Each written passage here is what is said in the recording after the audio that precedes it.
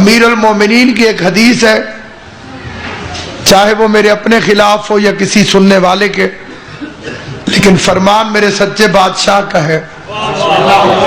اے قمیل ابن زیاد، میں دیکھ رہا ہوں کہ لوگوں کے گھروں کی چھتوں پر شیطان کا سینگ نکل آیا ہے۔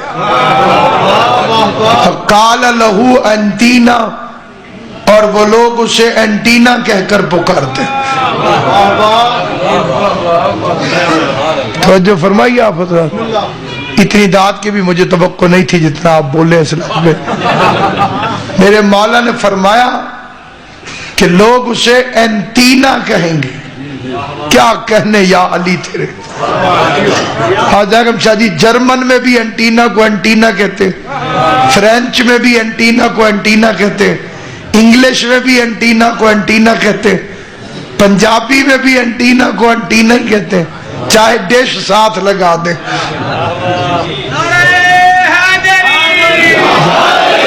ایک حدیث میں مولا علی نے کہا ہے شیطان کی آنکھ۔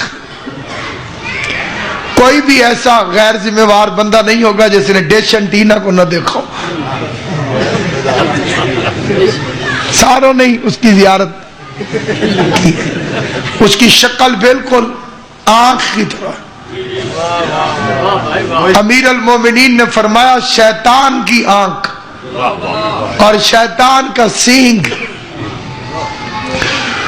میڈیا کے ذریعے ہی صحیح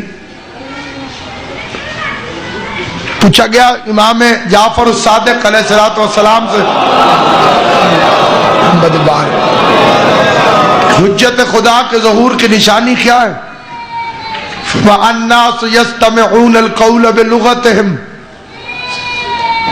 مولا نے فرمایا کہ میں دیکھ رہا ہوں کہ مشرق میں بیٹھا ہوا شخص مغرب میں بیٹھے ہوئے کو دیکھے گا بھی اور اس سے بات بھی کرے گا۔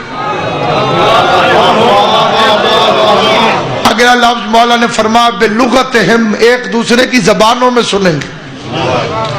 مجھے خود اپنے بچپن کی بات یاد ہے، میں اس حدیث کو بڑا حیران ہو کے سوچتا تھا کہ یہ کیا حدیث ہے کہ ہر کوئی امام زمانہ کے ظہور کو اپنے گھر میں بیٹھ کر دیکھے گا۔ پریشانی ہو جاتی تھی، بہت سوچتا تھا میں۔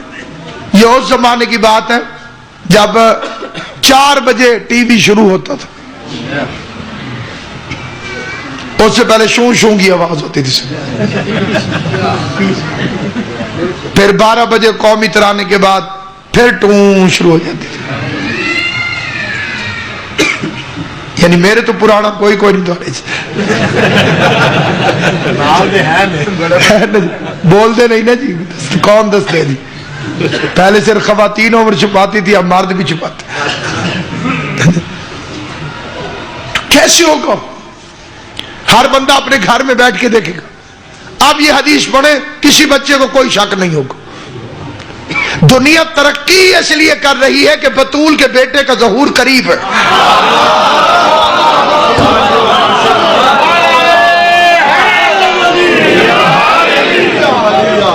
اور جب حکومتیں تبدیل ہو یا تبدیل ہونے کی خبریں آئیں،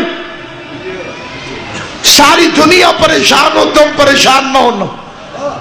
یہ تمہارے 5ویں امام کی حدیث ہے کہ ہمارے مہدی کے ظہور سے پہلے تیزی سے حکومتیں بدلیں گی، اور ایک ایک دن میں ایک ایک بادشاہ بدلے گا، تاکہ ہر قوم کا بندہ حکومت کا شوق پورا کر لے، تاکہ کوئی یہ نہ کہے کہ اگر ہمیں حکومت ملتی تو ہم عدل قائم کر دیتے۔ تم بھی شوق پورا کرو، تم بھی شوق پورا کرو۔